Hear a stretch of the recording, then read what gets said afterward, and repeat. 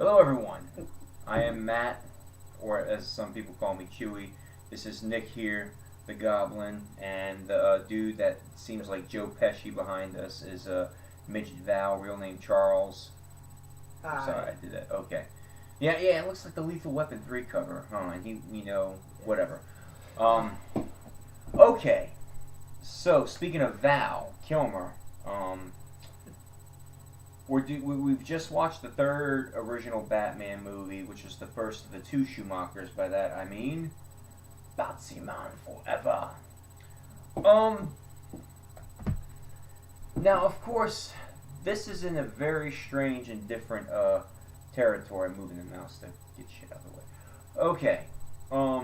Because Batman Returns got accused of being too dark for people, the studio wanted to make a more lighthearted, colorful Batman sequel, and Tim Burton was not too keen on directing it.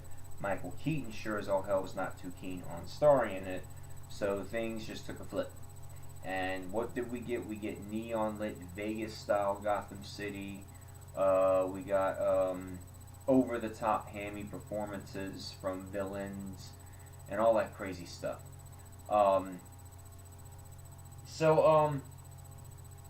God, there's a lot to talk about in this one because of the changes. Okay. Val Kilmer was younger than Michael Keaton by like a whole decade. He was like in his mid to late 30s when he did this. And he became an instant horror. I remember when I saw this at Belle Promenade when I was a kid. It's me, my mother, another friend, my brother, one or two of his friends. And we loved it then. Because it had that 90s neon lit vibe and the good vibe of a good comic book action movie, a good superhero movie. So it's not a bad movie by any means. It's definitely a flawed movie and definitely kind of why'd they go this route type ordeal. But whatever. But first things first, I have to compliment the performance of Val Kilmer. He actually was an excellent Batman, believe it or not. Y'all could say something too if you want to. I don't think he was excellent, but I do think he was pretty good as Batman. And he has some scenes when he is Bruce Wayne that he's pretty good in, with like mostly flashbacks and his interacting with the Robin character, which we'll get to later. But in the very beginning as Bruce Wayne, I thought he came off kind of like a soap opera actor type. But overall, I don't think he's bad in this, and I did overall like his Batman a lot. And Chris O'Donnell, who's like mid-20s but probably played a teenager in this, he was also pretty rocking too. Got Nicole Kidman as the psychiatrist Chase Meridian. I think the first time she ever played an American character, but her accent slipped a couple times. I didn't notice that as a kid. Only about 3 times, but I noticed that today. But that happens with a lot of actors as such. Sam Worthington does it all the time. Okay, but you know what? These movies really heavily promote their villains, so we're going to get to the villains. First, we'll get to the first villain we see. First villain, who was also billed number 2 in the cast. Tommy Lee Jones as Two-Face. I'd say, especially compared to the comic book counterpart, a little too over the top. Definitely. I actually, I'd go as far as to say this was the worst performance of the top billed actors in this. Because, honestly, he comes off as if he's trying to going even more over the top than Jack Nicholson's Joker. Almost like he's trying to channel Jim Carrey's Riddler, but sometimes it's like he's just so annoying, and he is so, I'm trying to think of the right way. Well, I mean, he's hammy. I'll tell you that. Very hammy, but what I wanted to say was sometimes you can't even understand what the fuck he is saying in this. Yeah. It sounds like he's just throwing up all over the place. Something. Yeah. That part's funny. but that's the problem, is that it's definitely a completely faithless performance and a big fuck you, pardon my French, to the comic counterpart and even the cartoon, the animated series around the time. Harvey Dent Two-Face is a tragic character. Very. He is not in this happy, let's go crazy mood. He's not the Joker. He is, and I just have to go, and we'll get to this when we get to that movie, but like the way Aaron Eckhart did it in The Dark Knight was gold. That's a perfect, but we'll talk more about that when we get to that movie. I have to say this too. I don't like his makeup in this movie at all. It worked. It's one of those dated things. I mean, a lot of stuff's dated. It's something that worked great then, but no, it doesn't look good. It's purple. Yeah. When the fuck did bird people get purple? Really? And what I noticed about this too, in some scenes you're actually looking at his face, and it looks like the makeup's actually coming off of it. You know, and the suit he has, how it's like half-assed, and it looks funky. I don't like it. Yeah, it's just one of those over the top. And speaking in terms of the development of Two-Face in this movie, as we mentioned when we did the first movie, you know, Billy D. Williams could have played this role tragically, the way it was meant to be played. But let's see what happens. Harvey Dent turns white and becomes hammy. It's weird. But, of course, you know, Billy D. Williams' contract was that if, you know, he would reprise his role or they have to pay him not to. And Joel Schumacher himself paid all that money to not have paid Billy D. to not reprise the role. Kind of messed up. Because he wanted to work with his client actor, Tommy Lee Jones, again. Actually, Tommy Lee Jones is a great actor. Oh, he's a phenomenal actor. I love Tommy Lee Jones. And I've never actually seen The Client, but but that's from what I understand, like one of his great performances. It is. You know, shot in New Orleans. It was. Yeah. Yeah, you're right. Long before the Hollywood South days, because a lot of those John Grisham movies are. All right, I have a question for you. What if Billy D. Williams got this role and he played it just as hammy as Tommy Lee Jones did? Then I'd have definitely, actually, we got to give credit to Tommy Lee as well, but I'd have definitely given credit to Billy D. for going above and beyond, because you've never seen him give a hammy performance. But you know what, before Batman Forever, you've never seen Tommy Lee Jones give a hammy performance. I don't think. That I recall. None that I recall. He's given energetic performances. You know, talking with that little monotone, always like this, giving lectures. Yeah, You know what? Under Siege, he was pretty hammy. Yeah, it worked for that movie. It did. Because he played another bad guy. He wasn't too hammy in that. But so let's, you know, we spoke of that. Now let's get on to the next villain, which was the Riddler.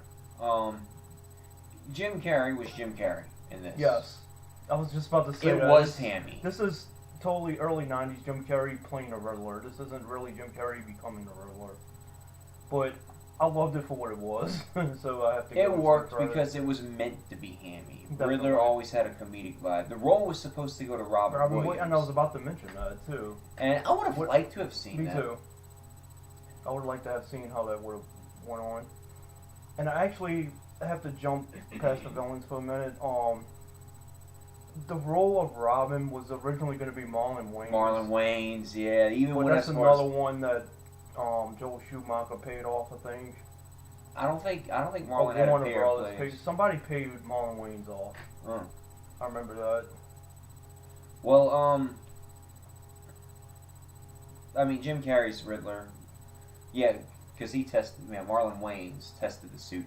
Okay, so back to Riddler. Okay, change suits. And those tights, man. Those shiny green tights he kept wearing. It's like, ooh, the women loved it, but I'm like, but that's whatever. You know, again, over the topness is supposed to look a little bit. I understand the movie more than the haters. I'm not saying it's perfect. It's far from perfect. Definitely not.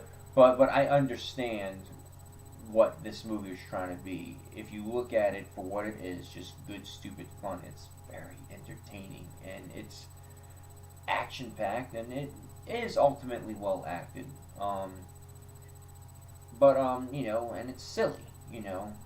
I do have to mention two very minor villains in this, but the two girls that are with Two-Face, they're really there for just show, but I thought they looked hot. Well, Drew Barrymore was like 20, 21 when she did this. And I'm trying to remember that actress' name. Debbie Moraz, I think. You said she was in Goodfellas? Yeah, she was in Goodfellas. Jungle Fever back in the day, and this actress I know about face, not really about roles, but I always had a thing for her. Yeah. But anyways, they're kind of minor characters and Cameo appearances, basically. pretty much.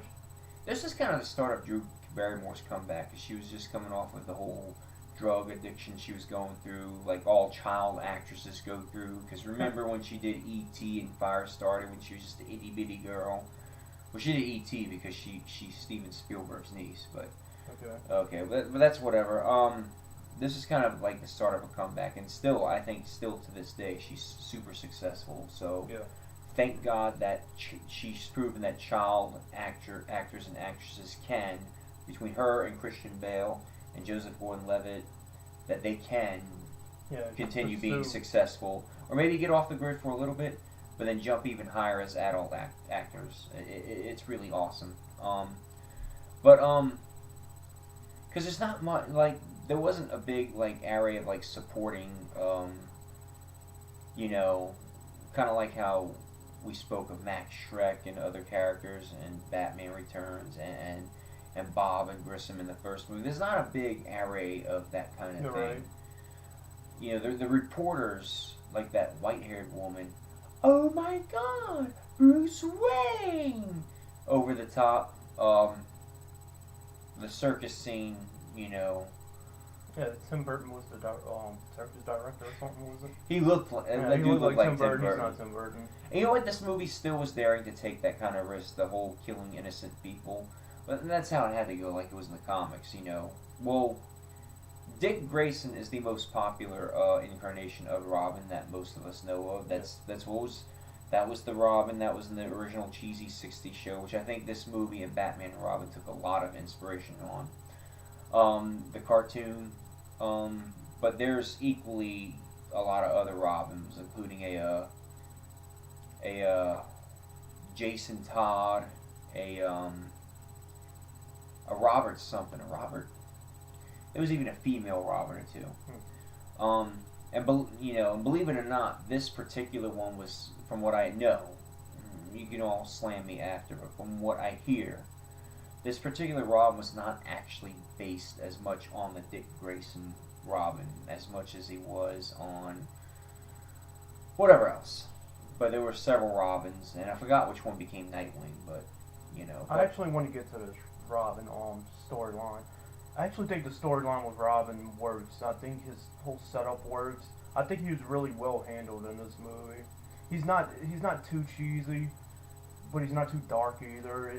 I think overall in this movie, like they found the right tone for this movie. It's a little dark, just a tad, like with the flashbacks of Bruce Wayne, and it has a little darkness to it with the villains too, mostly like Two-Face killing and everything. But at the same time, it's very campy. But it's campy, but it's not very campy.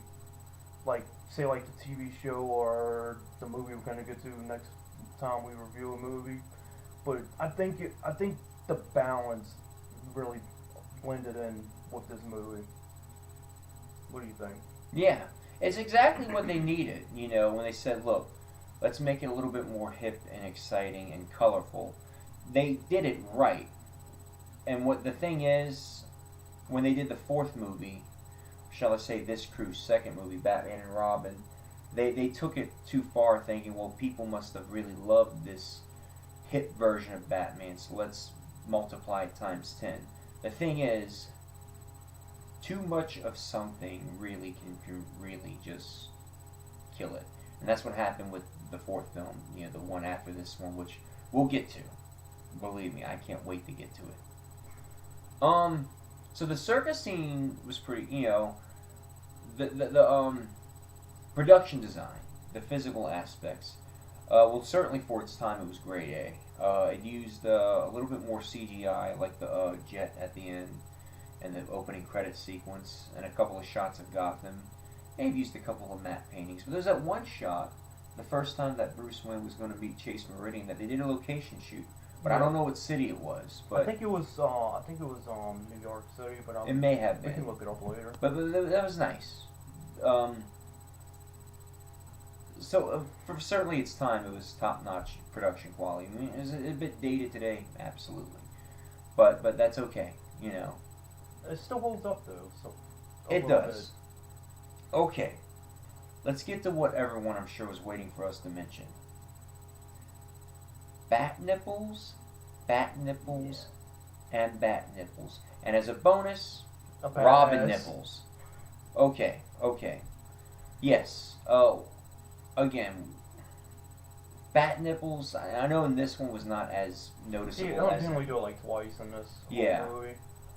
But later in the movie, and cog pieces too, which again was worse than the one after this. But cog pieces too, on Robin and Batman both. Wow. Before the climax, when Batman was getting in his the silverish suit for the climax, you know, after the ship blew up because Riddler. I actually kind of like that suit, to be honest. Well, no, the awesome suit, but you know that montage of shots of him getting on, that last shot, him turning, and it's just his butt and it jiggles. It's like, really, did we frickin' need that? Like, come on, man, come on. Okay, but I think and of course the Robin's earring, which was on his left. I'll just say it there. It was on his left. I didn't notice. You didn't notice the earring? I noticed the earring, but I didn't notice which ear it was in, and okay. I didn't care. Basically, they were trying to make these characters look more hip. And honestly, it was good enough here. When it gets to the movie after this is when they went too far. But, you know, still, you know, another thing. Okay, we got that out the way because I'm sure people were waiting for us to mention that. The beginning of the movies, some of the stuff in the first half has some odd pacing, and I know why. Because the film was not supposed to go in the formula it did go in. It was actually supposed to open with a scene that was ultimately deleted, which was they discover that Two-Face escaped from Arkham Asylum. And then right after the credit, right after that big CGI opening credit scene where it just says Forever in front of the bat signal. Yeah, we should call this movie Forever, not Forever. Batman Forever. Because you see the bat logo, then you see the name Forever. Okay. Anywho, but right after that, it was cuts to the Arkham Asylum scene of Two-Face having escaped and writing a sign saying the bat must die, something like that. And right after that, it's supposed to cut to the scene that Bruce Wayne's visiting the Science Center of Wayne Enterprises and meets Edward Nygma for the first time. And when he sees the bat signal there, that was when that big action scene that was ultimately the opening of the movie was going to happen. And then the next time he sees the bat signal was going to be the one, you know, where... Okay, so that the bat signal he sees when he's in the Science Center at the beginning. In the movie, the final cut, it was the false alarm from Chase. But it was supposed to be the big heist sequence at the beginning. And the other bat signal after that was the one supposed to be for Chase. But ended up being just for where Two-Face and his goons try to blow up Batman. That scene doesn't make any sense. It doesn't at all. Because it was that second bat signal was supposed to be him going to see Chase, and when he leaves and gets the Batmobile on his way back, that scene follows. That action scene where Two-Face is dressed as the old woman with a bazooka. So they changed all that up like last minute. I think. I don't even know why, doesn't at all. Because they wanted the movie to open with a thrilling action sequence, you know. But that's why there's some odd pacing in some of those scenes. It really did feel weird, but we dealt with it. I actually have to mention this.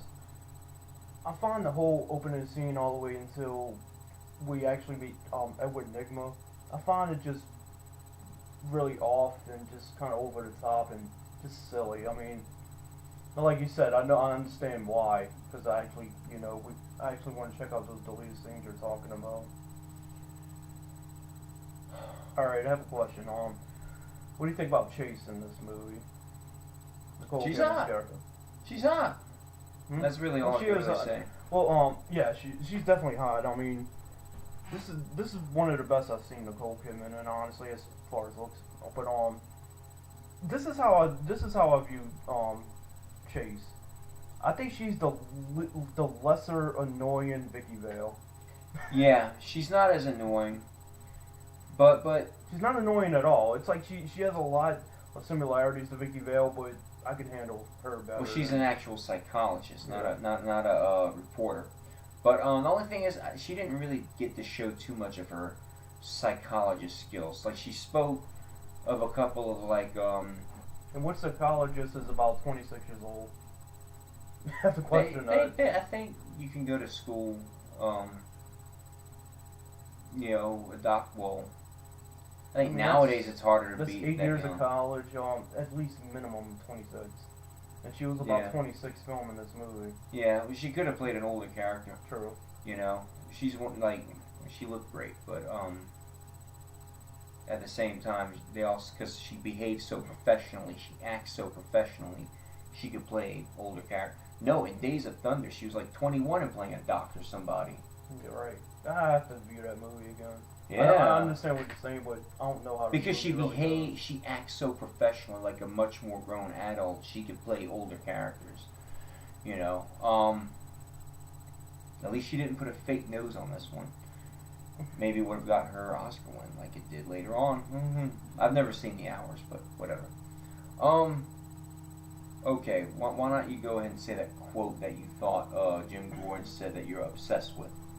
I'm not obsessed with it, but I always thought this long. I can never understand what Commissioner Gordon's saying. It's like it's his opening scene. It's the scene when he's first on screen and he says about 3 words. I never understood what he said, and he actually showed me what it said after we had watched the movie.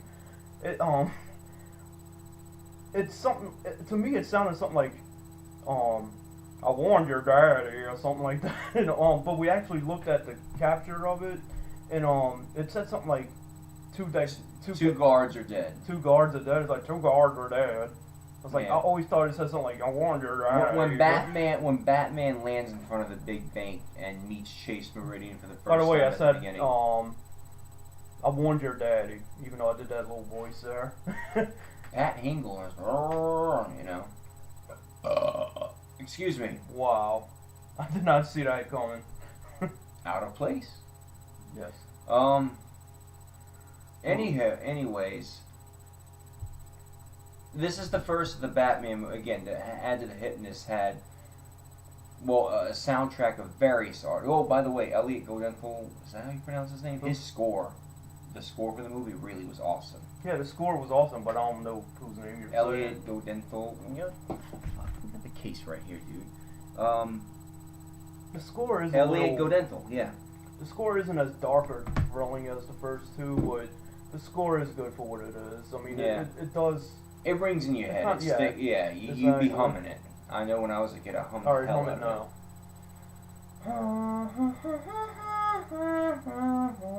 Alright, stop. I gave you a hum. Alright.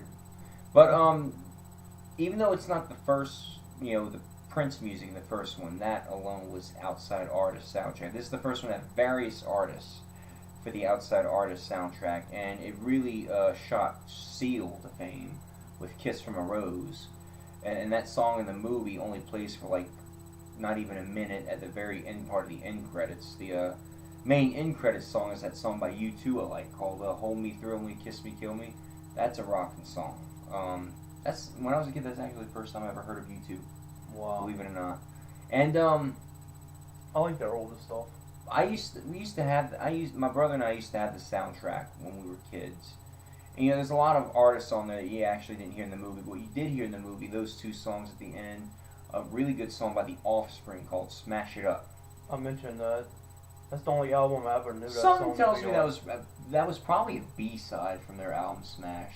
The movie came out like a year or 2 after their album Smash came out, which is the highest selling independent record of all time. It was independent. Smash, Wow. Smash was on Epitaph Records, and it sold millions. Alright. Word of mouth shot them to fame, and then they sold out after when they joined Sony Records. But that's a story about music. But "Smash It Up" plays during the scene where Chris O'Donnell, he discovers the Batmobile. He just discovers the cave, and he drives the Batmobile in that colorful-looking, graffiti-filled wasteland alleys of punks, wearing glow-in-the-dark makeup. That scene was funny, and I actually have to mention something just so out of place with that scene. They're like, it's not the Batman. It's like, how the fuck do they know? I mean, it's a guy in the Batmobile without the mask. I mean, they don't know who Batman is anyways. It's like, how the hell do they know that? And, it's just the vibe they get, I guess. I don't know. You also heard the Flaming Lips song that's on the soundtrack when you see Riddler's apartment for the first time. And those are the only songs of outside artists I remember hearing in the movie. Again, the soundtrack had like so many more artists, like Method Man and all that good stuff. But the video for Kiss from a Rose was also directed by Joel Schumacher. But the video for the U2 song, Hold Me Through Me, Kiss Me, Kill Me, that was awesome. I don't remember it. It had like a lot of animated comic style Batman stuff going on. It was pretty cool. That's a pretty rocking song. Pretty rocking soundtrack, I remember. Actually, I want to mention something about the Riddler's hideout or house or whatever it is. That actually seems like a cool hideout or something. The apartment he was in before that. I mean, it seems. It did look pretty cool. Well, it looks cozy. Yeah. To say the least. But what do you think of the climax of the movie? It's what this kind of movie you would expect. Fortified James Bond style layer. I think the battleship game was a bit over the top. Yeah. CGI too. Yeah. But that's another thing. It kind of paid homage to like the campier days of James Bond, like the early ones with Sean Connery, where the villain, or Roger Moore, where the villains had that secret layer and whatnot. And that's cool. I like seeing a movie, especially a Batman movie, because Batman and James Bond have a lot more in common than you think. Tux man Mostly with gadgets. The women, although James Bond's more willing to take the women than Batman is, clearly. But, the gadgets with a man in a suit, there's a lot of, in the movies, there's a lot of James Bond influence. So, and this movie really paid homage to that with the fortified lake, But, they killed off Two-Face. And between this one and Batman and Robin, he's the only villain to get killed off. I guess they didn't want to kill off Riddler because audiences would have had a problem seeing Jim Carrey get killed off. And I don't know if that's the reason or not, but that is a good theory. And they didn't, we'll talk about Batman and Robin, we'll get to that one. But there is not much else to talk about. Damn, 28 minutes? Well, we did have a lot to talk about, because of its campiness. And Midget Val here is just sitting back here. Do you have anything to say? Any opinions? Oh, about the movie? Yeah, anything. We're doing a movie review. Yeah, basically, the movie was good, and I do like the fact that it was something different than the other ones. I mean, it was a lot more. Nipples. Alright, there we go. Alright. Star rating time. I'm gonna give it a 2.5, which is an even mix. I was almost gonna give it a 3, but I do have to fault it for the campiness. So 2.5. It got a lot of things right, and then it got a lot of things wrong. And I'm just gonna say it like that. I am actually going to give this a 3. I don't think it's any more or less than a 3. It's like you said, it's not that great. It's very campy, but I would actually, it works. It works for what it is. And if I had to recommend a Batman movie to 10-year-olds, this would be the one I would recommend. So I'm gonna give it a 3. Charles, you got a star rating? Yeah, I'm gonna give it a 3.5. He's giving it a good, man. That's just a half short of 4. Hey, everyone's got their opinion and they Yeah. are entitled to it. Yeah. Alright. Well, that will be it for this one. I can't wait to talk about Batman and Robin with Wow. y'all. Oh. But, peace out, everyone. Dude. Wait. I can't wait. Okay. Okay, me neither. Alright. Peace out, everybody.